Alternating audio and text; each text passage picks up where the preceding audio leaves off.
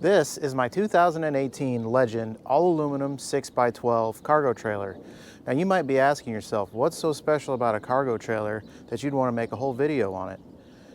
If you take a second look, you might see a few things that might clue you in as to why this is more than just a cargo trailer. You might notice the windows on the outside, or if you look at the front tongue, you might notice the propane tank up there. Or around on the other side, you might see a little vent hanging out of the side. I've converted this trailer to be used as an ice fishing shack and as a camper in the winter time. There's a lot of detail I put on the inside of this camper, and I'm excited to show you all about it today. So let's first take a look at the outside, and then I'll take you on inside and we'll get a better look.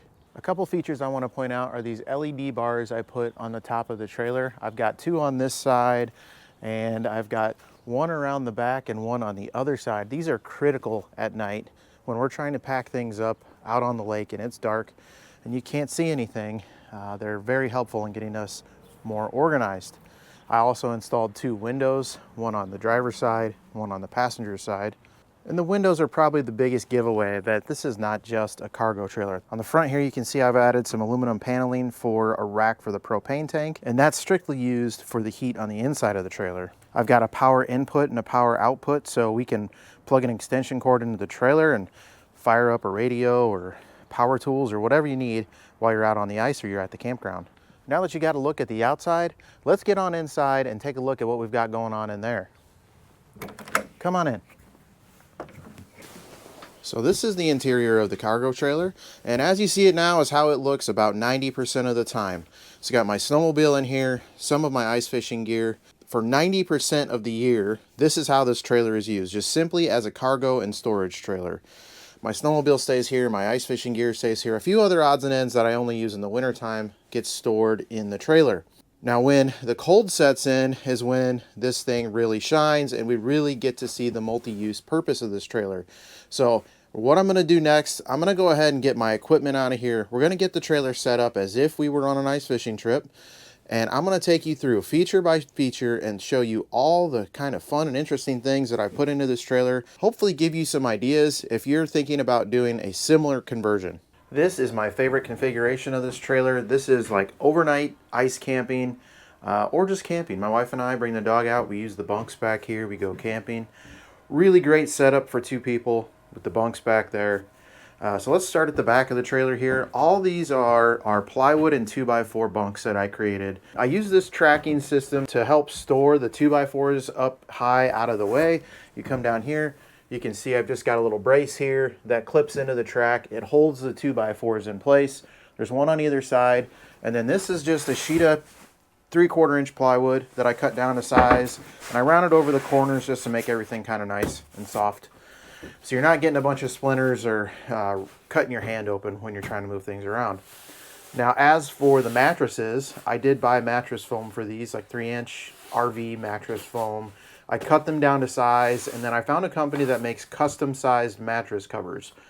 And for like an extra 30 bucks, they were able to do a design on the mattresses.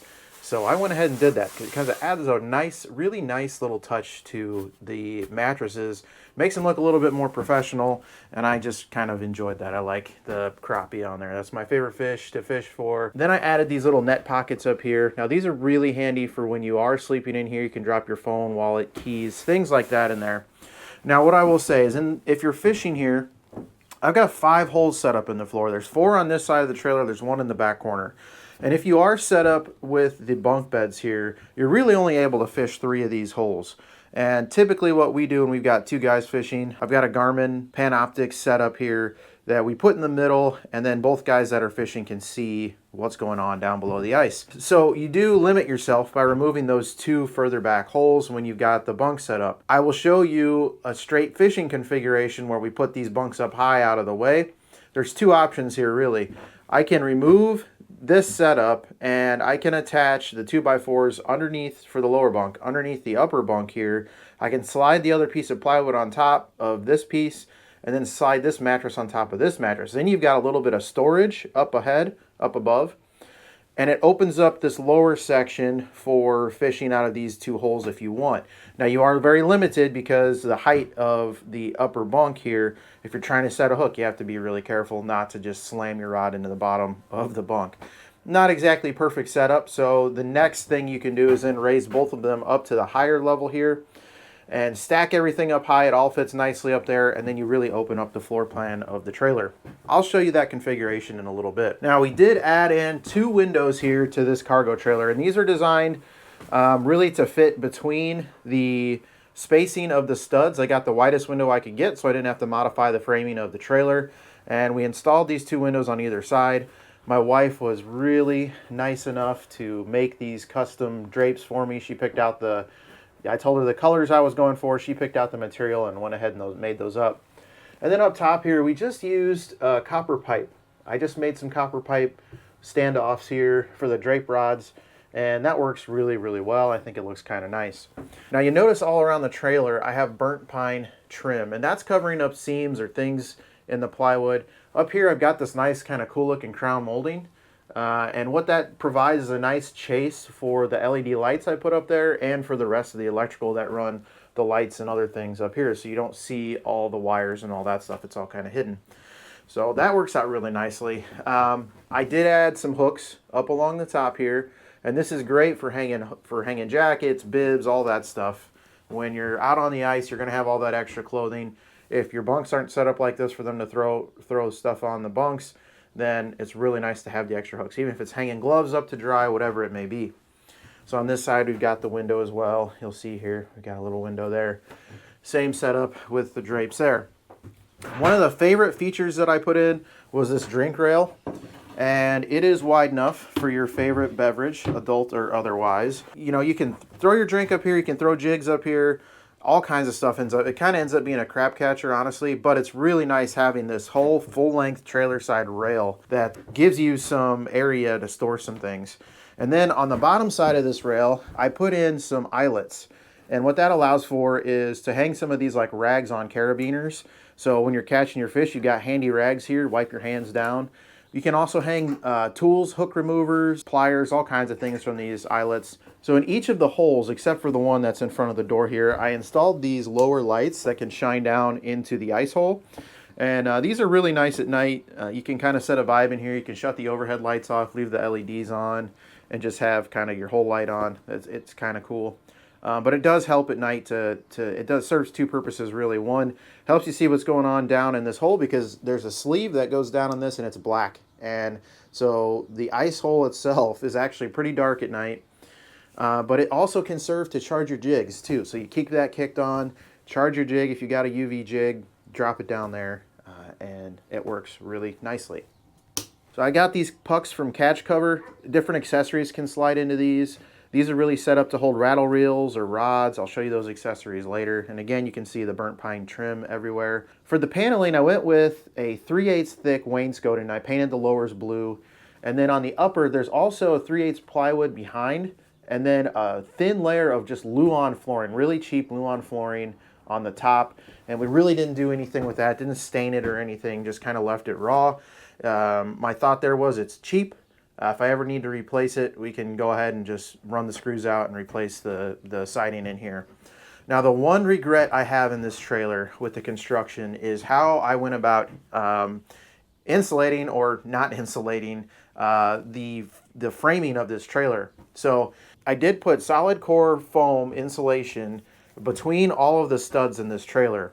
What I didn't do was insulate the aluminum tube framing that's inside the wall. So I probably should have drilled that framing out and put some spray foam up and down inside of that framing, because what happens now is that framing holds cold air and the screws here run through the framing, and so the screws stay really cold, and then when the heat kicks on, it starts to condense moisture off of the screw heads. Only off the screw heads. Everywhere else is fine, but it does start to run a little bit in here. The thing is, I only use this for about a week out of the year for ice fishing, and maybe a week or 2 out of the year for winter camping. So for no more than that, really it gets wet for a week and then it dries out immediately. I leave this thing open, let it dry out so as not to create any mold or anything like that in here, and it's okay. But if I was to redo this trailer, I would definitely go about insulating the framework a little bit differently. So let's switch sides here, and I've just got a collapsible table here. It's really nice to throw food or bait or whatever you're doing right on the table there. Play cards here if the fishing's slow. That art works out really well. I made myself a little custom rod rack here. This works really well. I can hold tools down on the bottom, fishing line, pretty much anything, jigs, loose jigs, whatever you want. It'll store up to 8 rods, which is more than enough, especially for in here. So a lot of times what I'll do is I'll throw a couple of rods that I use for tip-up fishing outside in here, and then I've got maybe 2 or 3 rods just that I interchange. I put different lures on them. That way I don't have to continually be tying lures on and off. So that's typically how I go about using the rod rack. Down here, I've got a furnace out of my pop-up campers. Now, when I built my teardrop trailer, I took an old pop-up camper that I had, and it had a propane direct vent furnace in it. So that's what's down here. It keeps this trailer nice and toasty warm in the winter. It's really great. It's a little loud on the loud side, but that's okay. It works perfectly for what we need it for, and it was free. So we're just repurpose that. And what I did here is I just built a little framework around it, and I had a little bit of dead space here. So underneath this top, it just lifts off, and I've got all those accessories I was talking about. So I've got rattle reels. Of course, you got to have your American flag. I've got rod holders and other things down here, koozies, extra line, DVDs, all kinds of just odds and ends. This is really just a catch-all for anything extra in the trailer. So that's pretty simple. It just has a top that drops on top of it. Thermostat and switch panel here. I've got 2 switch panels. This one turns on the lights, the interior lights of the trailer, and the exterior lights that I showed you on the outside, just on the one side. So I put these close to the door, so when you come in the door, you can flip the switch on and you're not fumbling around in the dark for switches. Over here, anything that's lit up has a purpose, so I've got 2 spare switches at the moment. One of these turns on the LED lights off the back of the trailer. One of them turns on the lights off the side. And lastly, that switch turns on our LED lights that are up around the top of the trailer. You've also got a couple 12-volt chargers here, so your cigarette lighter, your USB lighters, that all works really well. And then also a battery gauge that shows you what the voltage of your battery is. Now for electric, what I did in this trailer is I used a converter. So not an inverter. A lot of guys want to use an inverter to run 110 off their 12-volt batteries. Let's briefly talk about the difference between inverters and converters. So any type of appliance you use has a wattage rating. Okay, and the way you determine wattage is volts times amps equals watts. Okay, so if you've got something, just for the simplicity sake, that says it's a 12-watt draw, 12, and you're running off a 12-volt system, 12 volts times 1 amp equals 12 watts. Now, if it was 120 watts, you would say 12 volts times 10 amps equals 120 watts. So that's a 10 amperage draw. Now let's use the 120 watt example here. So you're running your 12 volt appliance at 10 amps of current in order to power that system for 120 watts. And you want to now take it and run it off of a 120 volt system. 120 volts times 1 amp equals 120 watts, right? So what's the difference there? To power the same unit, one system requires 10 amps, the other one requires 1 amp. So anytime you're using an inverter system, which is going to take 12 volt battery power, kick it up to 120 volts for you to power 120 volt appliances somewhere off of a 12 volt DC battery, what you're doing is you're really cranking up the amperage draw from that battery. And that's why inverter systems, if you're trying to power a lot of 120 volt things off of a 12 volt battery, that battery's not going to last very long at all, unless you have a huge lithium pack or something like that. So I am not a personal fan of inverter systems. I would rather have a generator with me. That's just my opinion. I don't think for my uses on the ice, the inverter doesn't really make a whole lot of sense. So in both of my campers, I put converter systems. Now, converters would take 120 volts and step that down to 12 volts. Now, the advantage of that system is anytime you're plugged into an outlet or you're plugged into a generator and you're kicking 120 volts AC to the trailer, you're actively charging your battery as well as all of your 12 volt appliances in the trailer, your lights, your chargers, all that stuff is running off of the 120 volt system and not off the battery. So really, for prolonging the battery's life, I think not using an inverter, using a converter to step down so that when you are plugged in to 120 volts AC somewhere, you're instantly charging your battery, and you're saving on that battery draw is the way to go. So that's how I have all my trailers set up. Now, that said, down here, what I've got is my converter system. This is a Progressive Dynamics PD4045 panel. You can see it's got the 120 breakers here as well as the 12 volt fuses here. Now, this setup is kind of nice because it can be switched between a standard lead acid battery and a lithium style battery for the charging system. And what that allows you to do is to charge at the appropriate voltage when you have a lithium ion battery attached to the system. Now, I don't use lithium ion batteries in this trailer specifically because this thing is primarily used at winter, and lithium ion batteries are not really great in cold weather situations. So I use a 12 volt AGM style battery in here. That's how I have my converter set up. I do have a master power cutoff switch here. That way, when the trailer is not in use and it's in storage mode, I can disconnect this and it disconnects all power from the battery. So there is no additional draw or anything like that on the battery. Now, you might have noticed already that there are 2 TVs in this trailer, and you, like my wife, might think this is excessive for a 6x12 trailer. But let me tell you why it's not. Put yourself in my shoes. You're out on the ice, you're fishing. Let's sit down, let's pop a squat. You're sitting here, you're fishing, you got your rod, you're fishing here, you're watching your sonar, and you think, you know what, the fish really aren't biting today. I want to see what's up with that. Maybe I want to set up my fishing camera. And if I have my fishing camera set up to watch my fish, then I can't watch my favorite YouTube channel. Whatever channel that might be. This is just a random one that I put on. But you can't watch your favorite YouTuber and watch your fish at the same time. That puts you in a real pickle. So what I say, dedicated fishing camera, dedicated entertainment TV, 2 TVs are a must. So I also went with the netting over here to hold gloves and odds and ends and things right as you walk in the door. That's a really nice little feature. You end up catching a lot of stuff. Again, I put hooks throughout this trailer everywhere. I put hooks everywhere. It never hurts to have those hooks. They're up high, out of the way, where they're not in the way. So hanging anything, hats, gloves, in the wintertime, it's always critical to have things up off the floor. Now, this front bench I just framed out of 2x2s. It is just the paneling on the front here. I did put a little door down here. You can see it's just a 2x2 frame construction. Down here I keep just a camp oven, some tools, some fuses, odds and ends, extra ratchet straps, battery chargers, and then the battery sits right behind here. I had some leftover wood from when I built my teardrop trailer. So what I did is I went ahead and I just made a cabinet for this thing. I didn't have a cabinet for the first couple years that I used this trailer, and what would happen is this counter would be plumb full of stuff. Paper plates, cups, food, cooking utensils, everything. It was a disaster, and I really hate being disorganized. So I went ahead, I put together a little cabinet here, and this just holds kind of all the cooking utensils, all the odds and ends, a pizza pizzazz. That is the primary cooker for this camper. We've cooked probably, I don't know how many dozens or hundreds of pizzas we've cooked in this trailer since I built this thing, but it is a primary cooker for our food source in here. I do have a jet boil. We can make coffee out of that. I also have a little coffee percolator up there that we can use with the camp stove.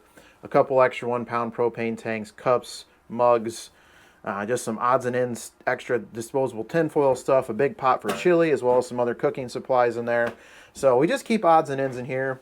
Emergency TP, always a must, as well as some toilet bags for the 5-gallon buckets. If you're out on the ice, you know what that's all about. So as far as 120 volt outlets, AC outlets, I put in 2 here and there's 1 behind the TV. I don't have any anywhere else in this trailer because really the only big appliances that I run off the 120 volt are the pizza pizzazz, my auger battery charger, and the TVs. The TV power I just ran up and over to get that plugged in behind the TV here and keep a nice clean look. So everything else, anywhere else there's an outlet or anything else in this trailer, it's all 12 volt. Now, Catch Cover does make a cargo trailer conversion kit, and that's what I've used in this trailer. The nice part about that is they provide you everything you need to convert just a standard cargo trailer into an ice fishing machine. The primary pieces of that kit are these catch covers that screw down into the floor, as well as the liners that slide down into the catch covers. Those liners are designed to be trimmed to fit, so dependent on how high your trailer sits off the ice, You're gonna slide that liner down on there, determine how much you need to trim off the bottom of it, and then from then on, when you put that liner in, it's gonna go right down to the ice or snow level right below you. That's really critical for keeping the draft from coming up through this floor, because if you didn't have those liners in there, it would be very difficult to keep this trailer heated. Now, it also helps keep your holes from freezing over. They make insulating covers and things like that. I don't really find them to be all that necessary for the little bit that I actually use this trailer for, but they do make insulated covers. What we found is when it's really cold and you got wind blowing across those liners down there, your hole can freeze up at a pretty rapid pace. What we do is we just throw a couple aerators down in the hole, and we just let those bubble away right at the top. It helps keep the holes open. And really, we only do that when we're fishing late at night or if we're night fishing. So for the most part, during the day, it's not an issue. Lastly, I'll talk about the flooring a little bit. This is just cheap vinyl flooring that I picked up from Home Depot. It's the cheapest stuff I could get. It's waterproof. I just glued it directly down to the floor here, and it works really well. It does beat up the water in here. It can get a little bit slick, but it's not terrible. I do keep a couple rugs underneath each seated position here. And the reason for that is, I'll be 100% honest, when I'm in this trailer, I'm not wearing my big heavy boots. I usually got my slippers on. I'm sitting in here in my slippers and my sweatshirt, and it's very comfortable in here. The trailer, with the floor insulated, the walls insulated, and the ceiling, it's really easy to keep this trailer above 60, anywhere between 60, 70 degrees. If you're really feeling luxurious, you can crank it up to 70. But we usually keep the trailer somewhere around 62 degrees or so, and it does that with relative ease. So it's very comfortable in here. It's a very nice fishing setup. It is the perfect size for two guys. It's 6x12 trailer on the exterior. That does not include the V-nose. And it's the perfect size for also fitting a snowmobile in here. So for a guy like me, whose primary usage of this trailer is as a storage trailer, it still functions as a cargo trailer. Yet I can put it into any of these configurations and make it a fishing trailer, a camping trailer. So I'm really getting my money's worth out of this trailer. To me, that's the advantage of doing something like this versus buying a purpose-built ice fishing trailer, especially for a guy who lives in Illinois who can't get this trailer out onto the ice in my own hometown. I have to haul it 6 hours north. That's another reason I didn't want to go with an ice fishing, like a typical ice shack that drops down on the ice. This is just a standard trailer, standard axle parts, nothing to worry about there. I can tow it long distances without any issues. It's an all aluminum construction. I'm not worried about it rusting out. So this really, for me, is the ultimate ice fishing cargo trailer conversion. I'm very happy with it. I hope you guys find it interesting, and I hope you see a few ideas here that might help you with your cargo trailer conversions if you're looking to do something very similar. Whether that be converted to a camper or converted to, say, an ice fishing shanty. My bunk setup has 3 different configurations, and you've seen the bunk bed style configuration. Now I'm going to show you the other 2 iterations and explain in what uses I might use those setups. So let me set the camera up. We'll do a little time lapse here. You can watch me take the bunks down, reorganize them, put them back up in the next configuration, and we'll discuss each iteration.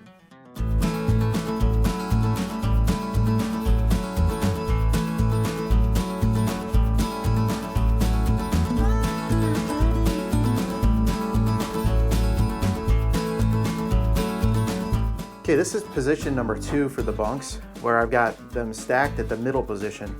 And what this allows for is, maybe you got a kiddo fishing with you. You got someone small, they can fish out of this lower spot, or if you got the guy here, he can fish out of these 2 holes. And then maybe you don't have your Garmin set up or your fish finder set up, you can have somebody fishing out of 2 holes here. So it makes it a little bit more accessible, a little bit easier to use all of the floor space here.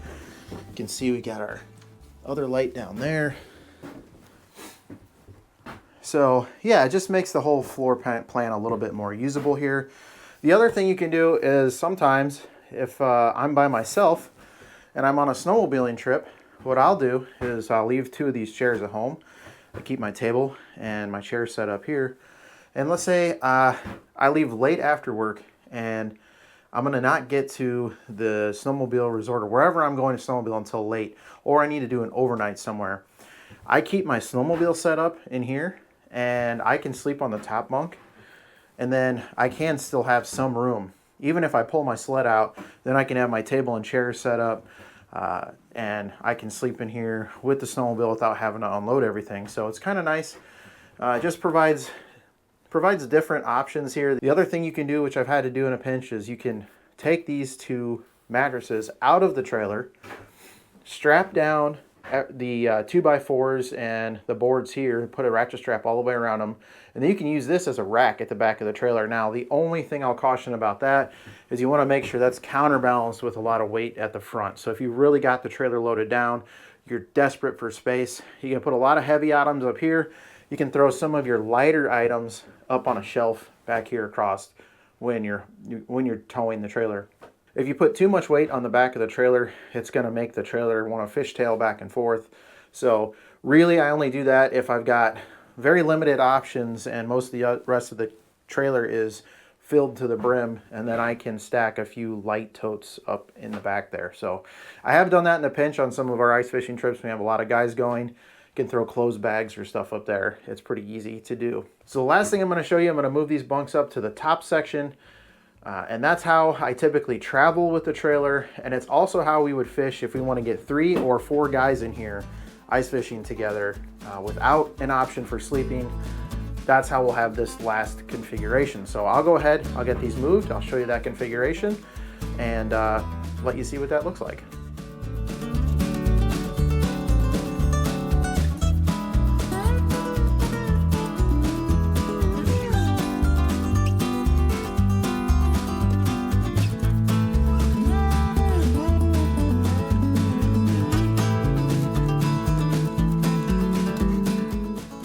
Okay, so now you can see with the bunks all the way up in the upper storage position, it's really the most open floor plan you can have in this trailer.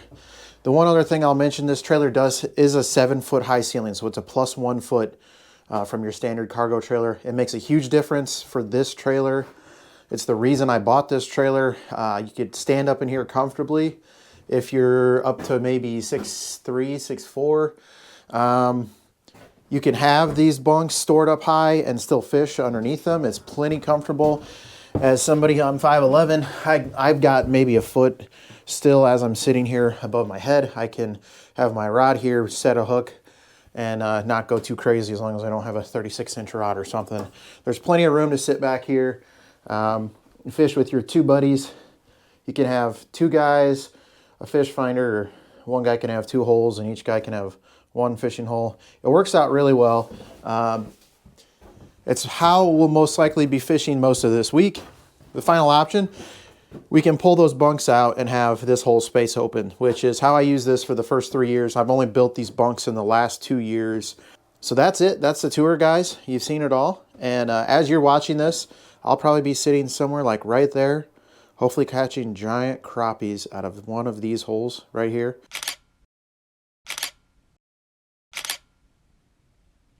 As this video launches this week, I am actually on vacation ice fishing. So next week we'll get back to working on the pickup truck, but for now, I'm taking a nice little break and fishing with my buddies. So now with the tour all done, we need to get the maintenance done on this trailer. And this is general maintenance that's going to apply to any utility trailer that you've got. We're going to be servicing the jack, servicing the bearings, and I've got to put a new battery in the cabin here. So I did most of this maintenance about 2 weeks ago, but I'll show you exactly what I did, how we serviced all those parts, and this will really apply across the board to any utility trailer. So if you need some tips on maintenance, stick around, stay tuned. If not, thank you for watching. I appreciate you. If you liked what you saw here, please consider subscribing. But now let's get to the trailer maintenance. You got the tour, and now it's time to do maintenance. The first thing I need to do, I've never serviced this jack, and it is in desperate need of some grease. This thing only really sees road miles in the wintertime, so it's exposed to a lot of salt. That's why I wanted to go with the aluminum trailer for this. And it's worked out really well, but all the steel components, like the things in the jack, need to be serviced every once in a while. So we're gonna take this jack apart and we're gonna service it. Now this should be applicable to most trailer jacks, especially this tongue mount style where you've got 3 bolts through the tongue here, and there's obviously no obvious serviceable parts on the outside, and the crank is at the top of the jack. So this is a really common jack style, so this will apply to any type of jack like this. Should be pretty straightforward. The first thing we need to do is jack the trailer up put it on jack stands so we can remove this from the tongue. My driveway is sloped and I do have wheel chocks behind the wheels, so don't worry about that. You definitely want to chalk the wheels when you're doing this. Hey, want to hear the most annoying sound in the world?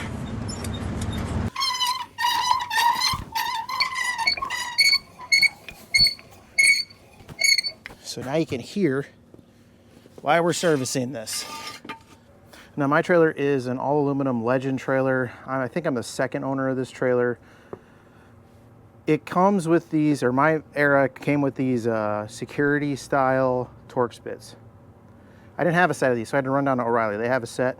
I'll show you here. GM8370 is the part number. Power Torque, 13-piece bit set. So you're gonna need those. You can see it's got the pin style in the center. This has got a hole in the center.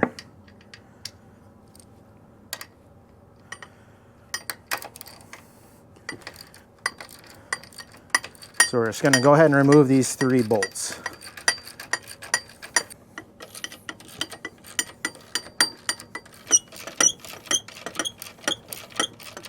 Now down on the bottom here, there's just a pin that holds the foot onto this, so we're gonna pull that pin out. Have to probably knock this off. I've never had it off. It's probably packed full of sand and salt, so I'm gonna just stomp on it here, see if it drops. Okay, yeah, it's rusted on there pretty good, so I'm gonna grab a hammer and knock this off.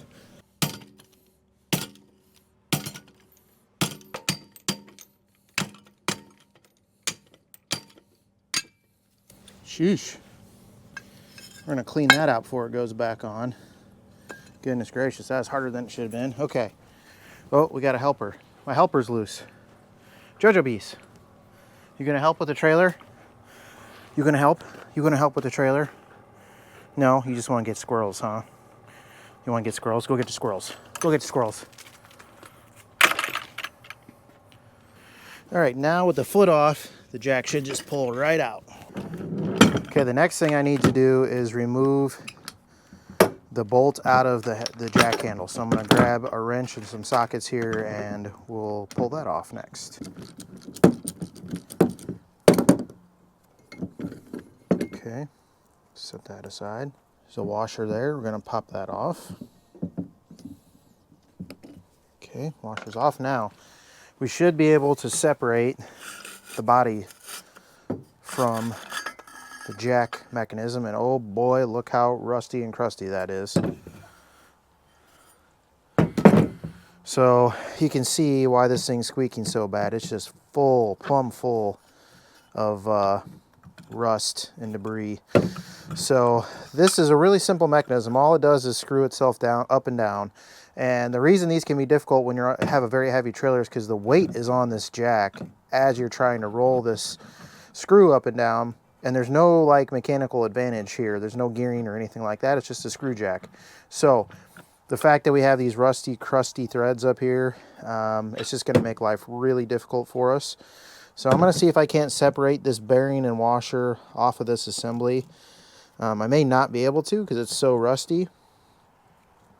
But if I can't, we're gonna hit this with a wire wheel, clean it up really good. And then we'll come back with some WD-40, wipe it down one last time, and then we're gonna use some high temp grease all up and down the screw. All right, I got the jack run all the way out. I'm gonna fiddle with this a little more, but I don't think this bearing is gonna come off. There is a washer on the back side here. I'm gonna try and smack that washer and see if we can't get some movement.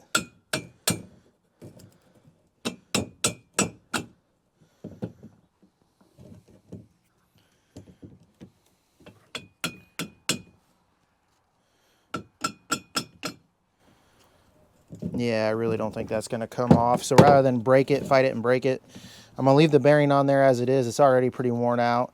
I'm just going to pack a bunch as much grease. We're going to spray some WD-40 down in it, clean this up really good, and then we're going to pack as much grease in there as we can get. So the next thing I want to do here is I'm just going to clean up this whole screw assembly with the wire wheel.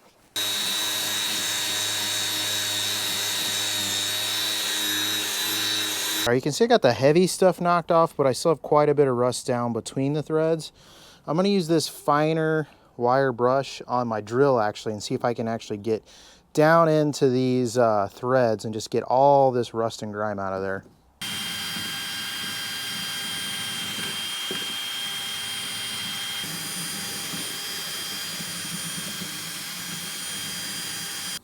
Okay, you can see that's quite a bit better.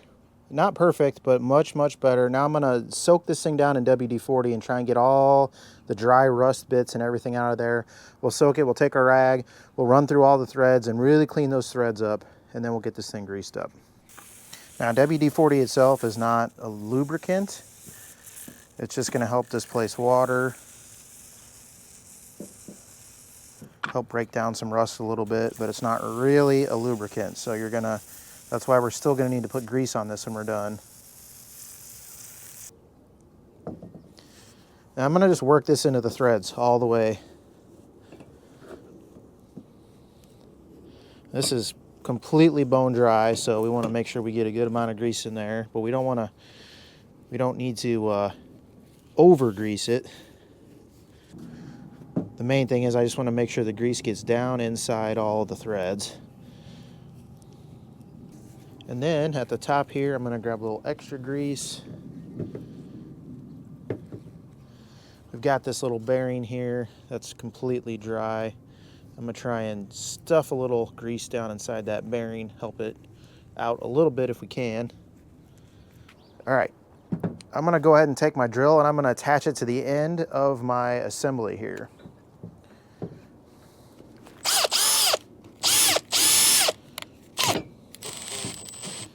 And now I'm just gonna work this jack screw all the way down so I don't have to do it by hand. I'm gonna go up and down a couple times. You can see all that excess grease coming out of the threads. You see that there.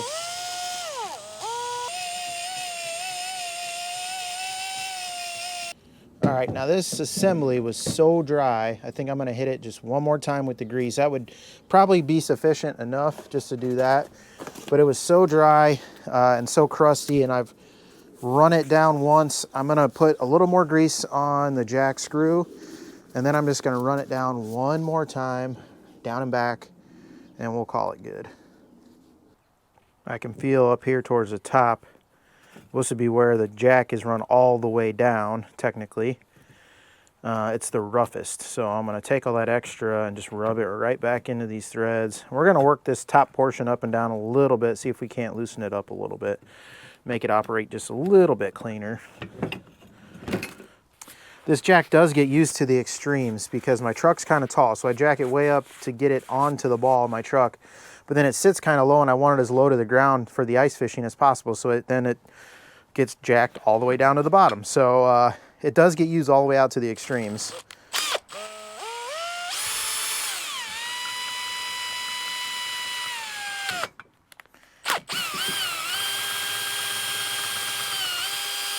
I did take the wire brush to this body already, so I'm just going to wipe down a rag with some WD-40 here. And I'm going to wipe away some of this rust, some of the dust and stuff that was left behind from wire wheeling that. Clean that up really good. I am going to put a dollop of grease around the shaft here so that when I slide it through, this assembly, it's going to help fill this hole with a little bit of grease. That'll help keep some water out of there. It's not going to completely waterproof it, but it is going to help keep some water out of this assembly. So the only thing you have to look out for is you got a groove here, and on this end you've got the tongue side that sticks through inside there. Should be a little bit difficult to see, but there's a tongue side that slips in there. So you just need to make sure those are aligned. When this slides back together, see there, got a little bit of grease pushing through. Go ahead and wipe off the top part of that. Don't need all that grease on there. Kind of work that down in around the opening. Okay.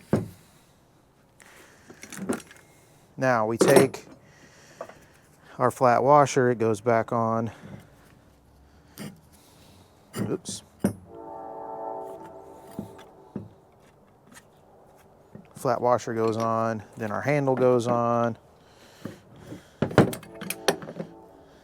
And then lastly, the bolt and nut. So you can see that's pretty simple, pretty straightforward, pretty easy to do. And I would definitely recommend it. It'll prolong the life of your jack, and it'll make hooking up your trailer and disconnecting it a lot easier.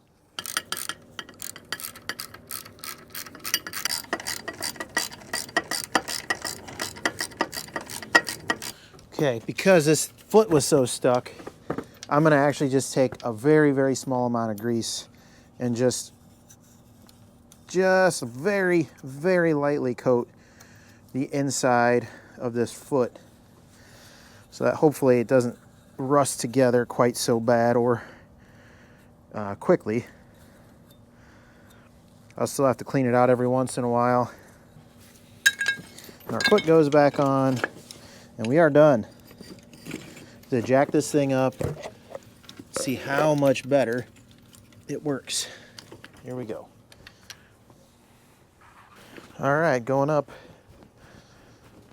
Feels smoother, feels a lot smoother. Get grease off the handle.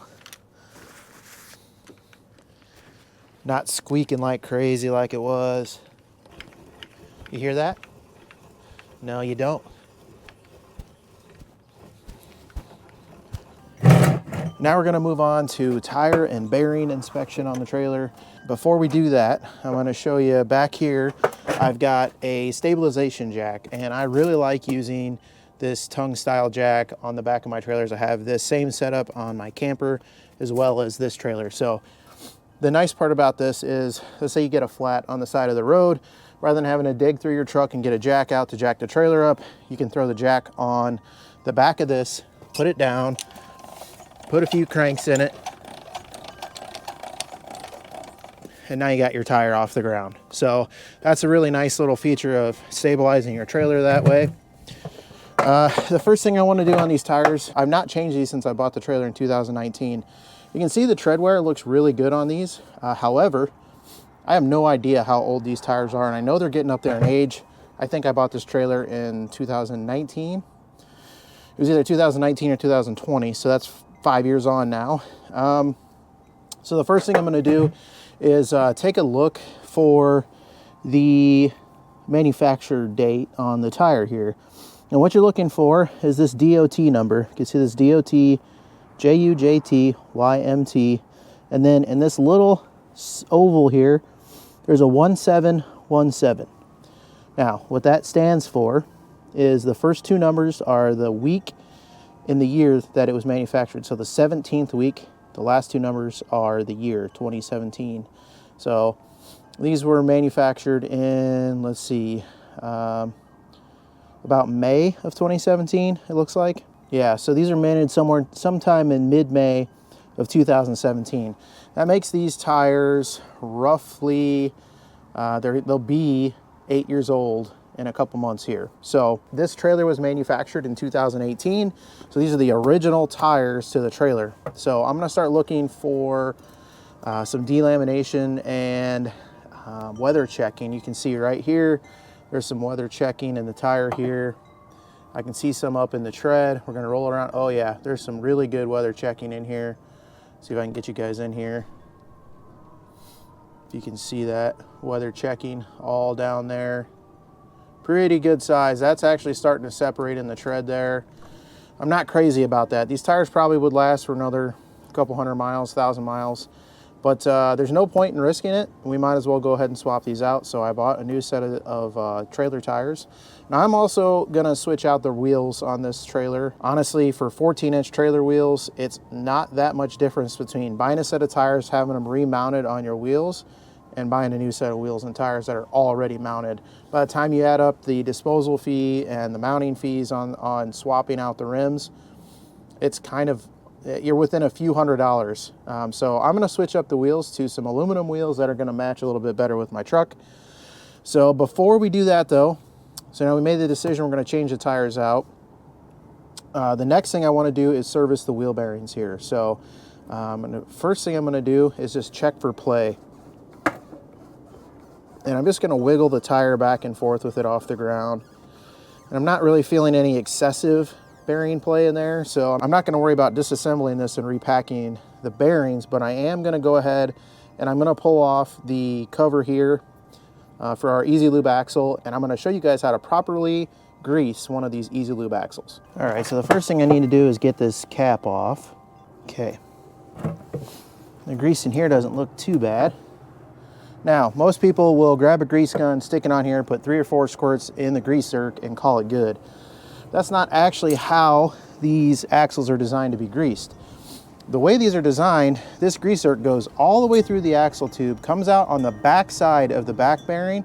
So when you're pumping grease in this, it's pushing grease into the axle, up behind the back bearing, and what you're supposed to do is continue to grease this zerk until you see clean grease coming out the front of this cap. So it's going to go all the way through to the back of the bearing, the back bearing, and then come all the way back through, be forced through to the front of the bearing. I know I've done this wrong in the past, so that's kind of why I wanted to show this. This can require up to a few tubes of grease, so I'm going to use a powered grease gun here. It's got a little auto lock on this as well, so I don't have to manually sit here and hold this.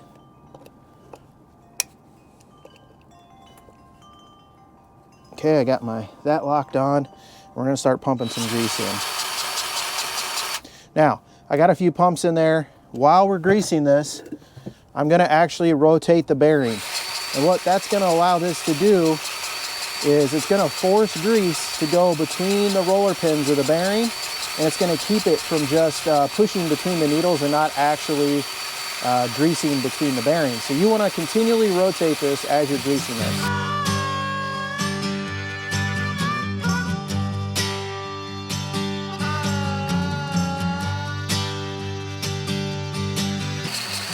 So we're going to continue to force this through.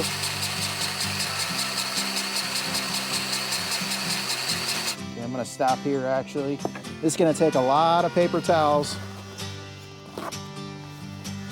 because we're trying to force all of the grease, all that original grease that's in the hub. And it's not too bad. You can see some red in there still. But we know for sure we still got dirty grease in there. So we're going to keep doing this until we think we get all the grease out.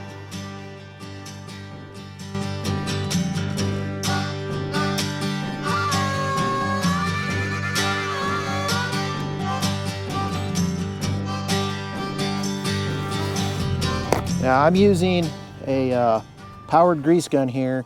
If you're doing this by hand, this would be a major, major chore. I'm just telling you, it's going to take you a while. Your forearms are going to be real tired. If you do a lot of mechanic work and you're greasing chassis and doing stuff like that, these grease guns are about the best money you can spend. I'm telling you, well worth it.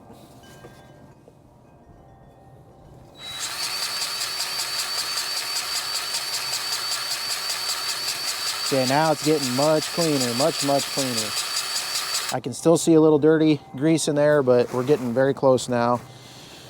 And this does require a lot of grease, guys. You're probably gonna be using less grease if you disassemble this assembly and just clean the bearings up.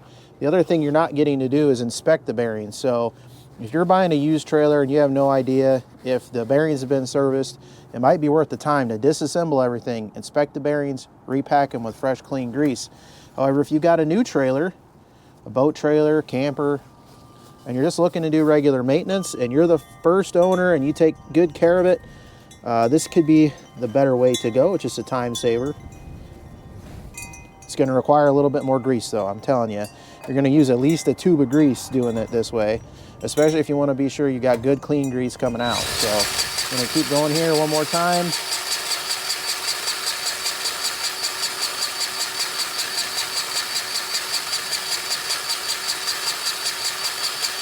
Yeah, I feel really good about that. Now that's starting to look like majority really clean, nice grease in there. So we're going to leave it there.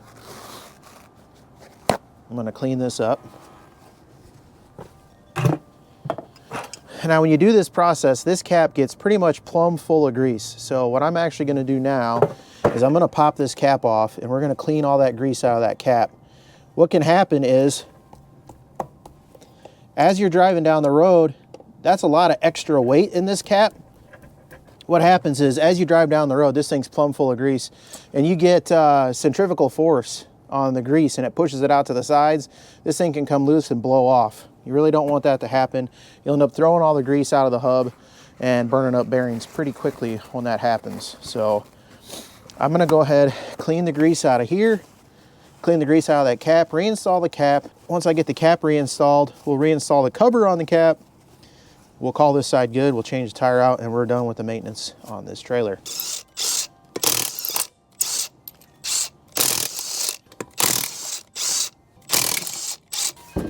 Now, I don't have trailer brakes on this particular trailer. So the one thing I am going to inspect now that I've got the tire off is that we didn't just blow out the seal in the back and push all the grease out of the backside. So I'm looking on the backside. If you got brakes, this is a lot more difficult. You actually have to pull the brake assembly apart so you can see what's going on. But it's nice and clean on the backside. There's no grease at all coming out of that back seal, so we know that back seal's in good shape. That being the case, I'm going to roll my new tire in here. We're going to get this bad boy installed. These are Kenda Lodestar trailer tires, 205/75 R14s. I stuck with 14s because this is an ice fishing trailer and I want it to have a very low stance to the ground, as low as possible. Okay, so I'm going to tell you a little story on why you should always use a torque wrench when you're checking lug nuts. I know somebody, and I'm not going to name names, and it wasn't me, who put brand new alloy wheels and tires on their dual axle trailer. They used an impact, half-inch impact. Normally, if you run a half-inch impact down, it's going to more than over-tighten your lug nuts. But I told this person, hey, you should really check your lug nuts after maybe 25 or 50 miles. This is a tip for, especially for alloy wheels, first time they've ever been installed. You should always recheck the torque on your lug nuts because those wheels are going to break in and you have the chance that your lug nuts could actually come loose on a new aluminum alloy wheel.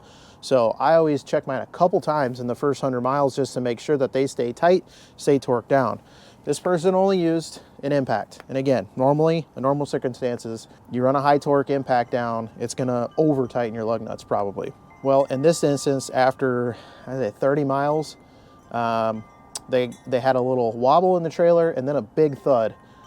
Both tires came off of one side of the trailer, and the conclusion that we reached after that incident was the torque wrench probably didn't have a fully charged battery, wasn't reaching maximum torque, and they were brand new aluminum wheels. The combination of all that, lost two tires off the trailer on the interstate, dragged the trailer down the road, had to go find the tires, find lug nuts. They screwed up the lugs. It turned into a whole big ordeal that could have completely been avoided had they just checked the lug nuts with a torque wrench. So I tell you that story to tell you, always remember to check your lug nuts with a torque wrench. Now I'm going to run these down on with an impact, and then I'm going to check them with my torque wrench, and then we're going to go around to the other side. We're going to do all this service all over again on the other side.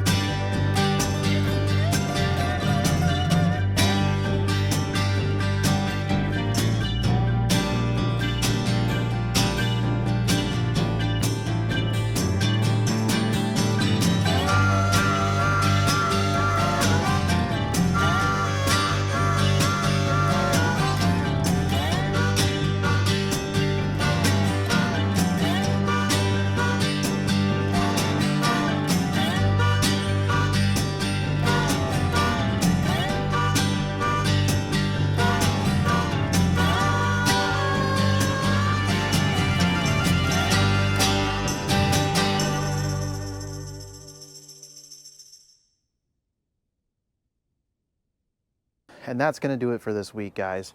I'm out on the lake fishing out of this thing. I hope you guys are staying warm, and I hope you tune in next week when we get back to working on the abandoned 1975 F-150. We'll be finishing off the last of the interior metal work on the inside of the cab, so you don't want to miss that.